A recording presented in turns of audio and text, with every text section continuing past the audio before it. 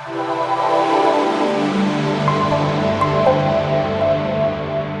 this is Jay Lee. Hope all is well. I wanted to go over our UFO sighting event on April 30th, 2023. First of all, I want to thank everybody who came to our UFO sighting event, and I also want to thank Dan Harary for going over his book after they came. Dan actually sat down with us and went over his book and shared part of his life. It was just a great time.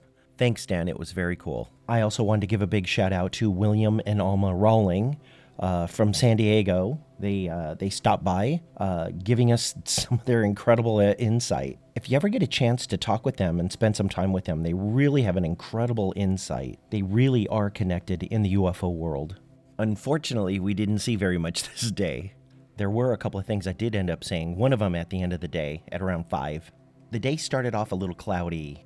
The sun came out around 12:30. This first one I wanted to show you showed up around 2. I was talking to somebody and Shelly alerted me to something she thought was strange. It looked like a bubble to me, like half of it was a big bubble and the other half was a bunch of little bubbles conglomerated. I looked at it and I thought, someone's just blowing bubbles. And then I heard Shelly say, it looks like a floating bag. And then I heard her say, it looks like a jellyfish. It didn't look like a bag to me, but this is what I saw. I made this up in Photoshop. It looked like a weird bubble to me. I was about 30 feet from it. So I looked for someone blowing bubbles, and nobody was there. It was kind of a big bubble, probably 8 to 10 inches in diameter. The other strange thing was that it was kind of gaining altitude. Here's some of the actual footage that Shelly caught. Something this big would have popped. It made its way over the houses across the street and kept on ascending. It was incredible. Kind of like a jellyfish.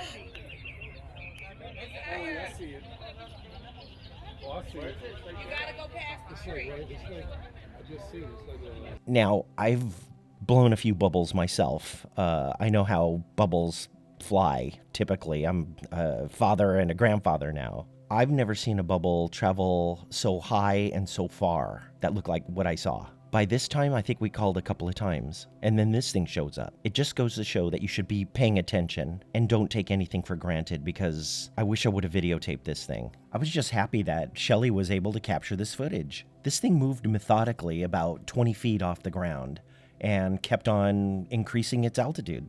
It could have been some sort of a scout, just to see if we were there. I just know that every once in a while we get these little scouts that look like thistle pods. Usually, once they know that we're here, they start showing up. Unfortunately, not this day. Not until the very, very end, which leads me to this next one. This one showed up around 5. I was wrapping up, and this one, of course, appears. It was really far away, and it was really big, and it seemed to be flying in an upright position and heading north. To me, it was moving kind of fast, but the trees were kind of obstructing my view. But keep in mind that trees always make a good reference. To me, it looked like an upright snowman. I had already packed up my telescope, so I couldn't see this thing totally close.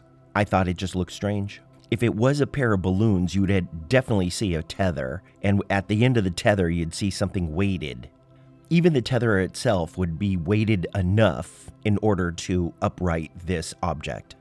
Anyway, here's some footage of it as I stabilized it.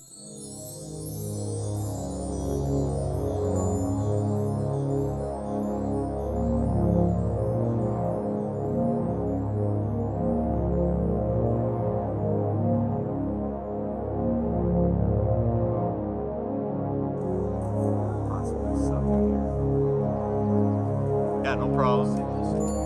Here you got it. We got it. Right here at 12 o'clock where I'm at.